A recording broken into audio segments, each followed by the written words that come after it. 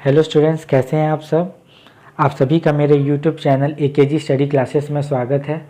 आज के इस वीडियो में हम class 9th geography chapter 1 India size and location के बारे में पढ़ेंगे। इस चैप्टर में हम देखेंगे कि इंडिया की लोकेशन क्या है, इंडिया की साइज़ क्या है, टाइम लैग क्या है और इंडिया एंड वर्ल्ड के बारे में जानेंगे।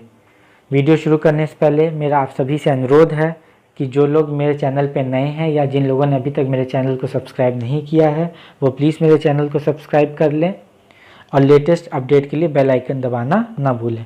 चलिए शुरू करते हैं। पहले हम लोकेशन के बारे में जान लेते हैं।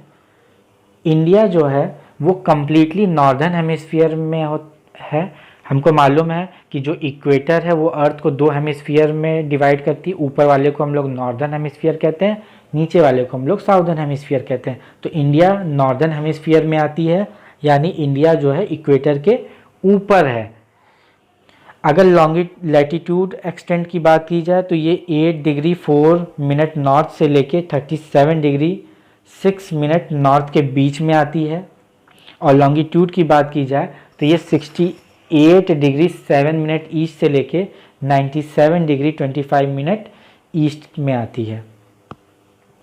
ट्रॉपिक ऑफ कैंसर इंडिया के बीचों बीच से होकर गुजरता है और ये लगभग इंडिया को दो इक्वल पार्ट में डिवाइड करता है।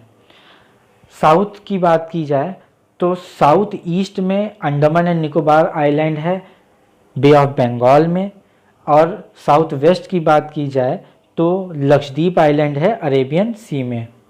आप यहाँ मैप पे देख सकते हैं, जम्मू एंड कश्मीर में देखिए 37 डिग्री 6 मिनट ईस्ट आपको दिख रहा होगा, ये लैटिट्यूडनल एक्सटेंट है, ठीक है। और 8 डिग्री 4 मिनट कन्याकुमारी की तरफ आपको दिख रहा है। और इनका जो डिस्टेंस आया है वो लगभग कितना आया है, 3214 किलोमीटर, ठीक है। और लॉन्गिट्यूड की बात करें तो देखिए ये 68 डिग्री 7 मिनट से लेके 97 डिग्री 25 मिनट ईस्ट आ रहा है। अच्छा, लैटिट्यूड ये वाली लाइन होती है, ये जो पैरेलल लाइन जाती है इक्वेटर की वो हमारी लैटिट्यूड होती है, और ये जो इस तरीके से रेखा गुजर रही है ये हमारी लॉन्गिट्यूड होती है। कंफ्यूज मत होइएगा, ठीक है। चलिए अब हम लोग नेक्स्ट देखते हैं, साइज़ के बारे में पढ़ते हैं। इंडिया का जो लैंड मास एरिया है वो 3.28 मिलियन स्क्वायर किलोमीटर है। इंडिया लगभग दुनिया का 2.4% है लैंड एरिया के मामले में, और इंडिया 7th लार्जेस्ट कंट्री है पूरे वर्ल्ड में। मतलब अगर एरिया की बात करें तो इंडिया का स्थान क्या है, 7th है। अगर इंडिया की बाउंड्री को नापा जाए यानी पेरीमीटर निकाला जाए तो ये लगभग 15,200 किलोमीटर आएगा, 15,200 किलोमीटर आएगा। और अगर कोस्ट लाइन को नापा जाए यानी समुद्री तट को नापा जाए जिसमें हम अंडमान एंड निकोबार आइलैंड और लक्षद्वीप आइलैंड को इंक्लूड करें तो ये लगभग 7,516.6 किलोमीटर आएगा। अब आइए हम लोग टाइम लैग के बारे में जानते हैं। टाइम लैग क्या होता है, किसी दो पॉइंट या दो शहर के बीच में जो समय का अंतराल होता है उसे हम टाइम लैग कहते हैं। गुजरात और अरुणाचल प्रदेश के बीच में जो टाइम लैग है, मतलब समय का जो अंतराल है वो 2 आवर्स का है, ठीक है। अच्छा, इंडिया 2 घंटे का समय ज़रूर है गुजरात और अरुणाचल प्रदेश में, लेकिन गुजरात में अगर 4 बज रहा है घड़ी में आपके, अगर आपके मोबाइल में अगर गुजरात में 2 बज रहा है रात, तो अरुणाचल प्रदेश में मोबाइल में 2 ही बज रहा होगा। हालांकि 2 घंटे का अंतर ज़रूर है एक्चुअल में। ऐसा इसलिए होता है, ये कभी कभी क्वेश्चन भी आता है कि although there is a time lag of 2 hours between Gujarat and Arunachal Pradesh but watch shows the same time। घड़ियाँ जो है हमेशा एक समय दिखाती हैं लेकिन टाइम लैग होता है 2 घंटे का। ऐसा इसलिए होता है क्योंकि जो इंडिया का टाइम है वो स्टैंडर्ड मेरिडियन से डिराइव किया गया है, वो स्टैंडर्ड मेरिडियन से डिराइव किया गया है जो कि 82 डिग्री 30 मिनट ईस्ट लॉन्गिट्यूड से गुजरती है, ठीक है। अगर इस लॉन्गिट्यूड की बात करें तो ये इलाहाबाद के नैनी से होते हुए मिर्ज़ापुर होते हुए निकल जाती है, यानी ये लाइन जो है मिर्ज़ापुर से होके गुजरती है। अगर लैटिट्यूडनल एक्सटेंट इसको थोड़ा और देखें तो लैटिट्यूडनल एक्सटेंट से डे एंड नाइट में इफ़ेक्ट आता है। हमें मालूम है कि जो हमारा अर्थ है वो, यह मान लीजिए अर्थ है और ये हमारा इक्वेटर है। अगर लैटिट्यूड बनाया जाए तो देखेंगे कि जो लाइन है ये धीरे धीरे घटती जा रही, जैसे जैसे हम पोल्स की ओर बढ़ रहे हैं इसकी लेंथ कम होती जा रही है। यानी इसका रेडियस कम होता जा रहा है, और जब रेडियस कम होता जा रहा है तो ये जाहिर सी बात है ये डे और नाइट को इफ़ेक्ट करेगी। देखिए आप यहाँ पे स्टैंडर्ड मेरिडियन देख सकते हैं, ये जो लाइन जा रही है ये हमारी स्टैंडर्ड मेरिडियन है 82 डिग्री 30 मिनट, ठीक है, ईस्ट। अब हम पढ़ेंगे India and the world. India जो है वह ईस्ट और वेस्ट एशिया के बीचों बीच लाई करता है। इंडिया जो है वो एशियन कॉन्टिनेंट का साउथवर्ड एक्सटेंशन है।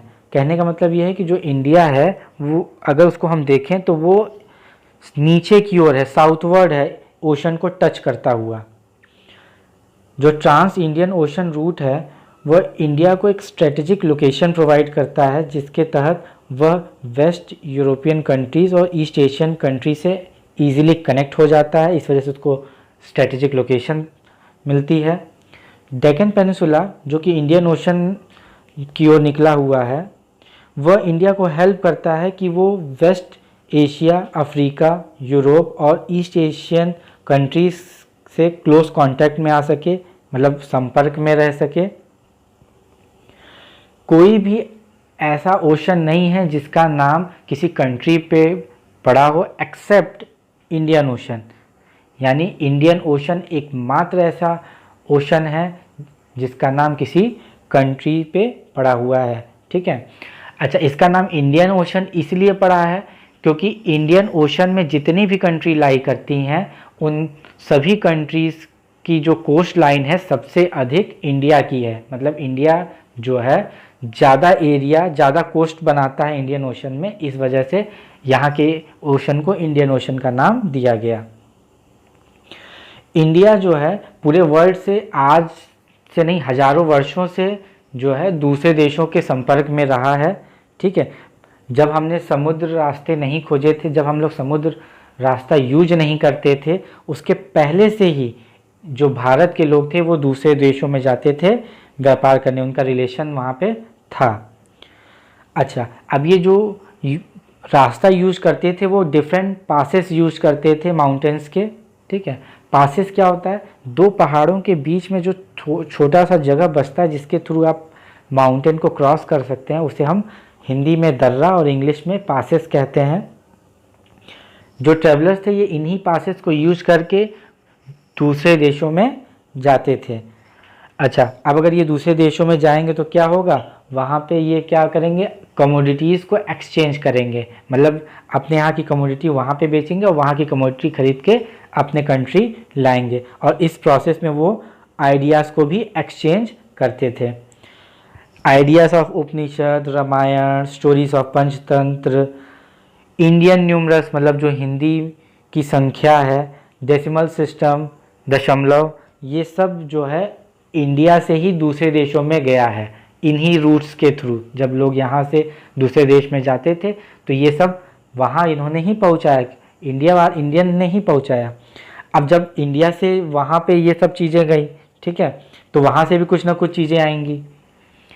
अच्छा, अब देखिए स्पाइसेस, मुस्लिन जो है ये मेन आइटम से जो इंडिया से बाहर जाते थे, दूसरे देशों में जाते थे। स्पाइसेस यानी मसाला, मुस्लिन क्या है? Cotton clothes. मैंने हमेशा बताया है कि जो कॉटन था वो इंडिया जो स्टार्टिंग में इंडिया लार्जेस्ट एक्सपोर्टर था कॉटन का। कॉटन के लिए इंडिया बहुत फेमस था, कॉटन और मसालों के लिए, ठीक है।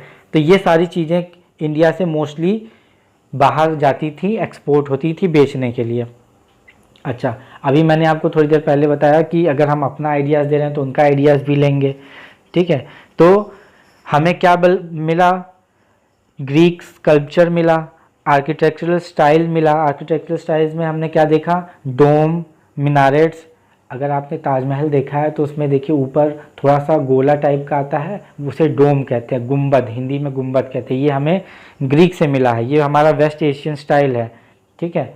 और ताजमहल के चारों तरफ 4 मीनार खड़ी हुई है, जिसे हम लोग इंग्लिश में मीनारेट कहते हैं। ये भी बाहर का ही स्टाइल है, इंडिया का स्टाइल नहीं है। तो हमने कुछ दिया और कुछ उनसे हमने सीखा। अब हम लोग इंडिया के नेबर्स के बारे में जानते हैं। अगर हम बात करें कि उन देशों की बात करें जिनकी बाउंड्री इंडिया से टच करती है, ठीक है, तो वो कौन कौन से हैं? नॉर्थ वेस्ट में पाकिस्तान, अफ़गानिस्तान, नॉर्थ में चाइना, नेपाल, भूटान, और ईस्ट की बात करें तो म्यांमार और बांग्लादेश। अगर हम ऐसे कंट्रीज़ की बात करें जो इंडिया के समीप हैं, ठीक है, लेकिन टच नहीं है, तो वो कौन कौन से हैं? श्रीलंका और मालदीव। देखिए वो समुद्र से घिरे हुए हैं और इंडिया में नीचे हैं, ठीक है। श्रीलंका जो है वो इंडिया से एक सी चैनल से सेपरेटेड है, जिसे हम पाक स्ट्रेट और गुल्फ ऑफ मन्नार कहते हैं। यानी ये नाम आप याद रखिएगा कि इंडिया और श्रीलंका को जो चैनल सेपरेट करता है उसका नाम पाक स्ट्रेट और गुल्फ ऑफ मन्नार है। ये हमेशा क्वेश्चन एग्ज़ाम में आता है। और जो मालदीव है वो लक्षद्वीप आइलैंड के साउथ में है, मतलब लक्षद्वीप आइलैंड के नीचे है। अब हम लोग का ये चैप्टर कंप्लीट हो गया है। अब हम लोग मिलते हैं नेक्स्ट वीडियो में नेक्स्ट चैप्टर के साथ। तब तक के लिए बाय बाय। अगर आप सबको मेरा ये वीडियो पसंद आया है तो लाइक, सब्सक्राइब एंड शेयर करना ना भूलें, और लेटेस्ट अपडेट के लिए बेल आइकन को प्रेस करना ना भूलें, ताकि आपको सबसे पहले मेरे ये वीडियोस पहुँचें।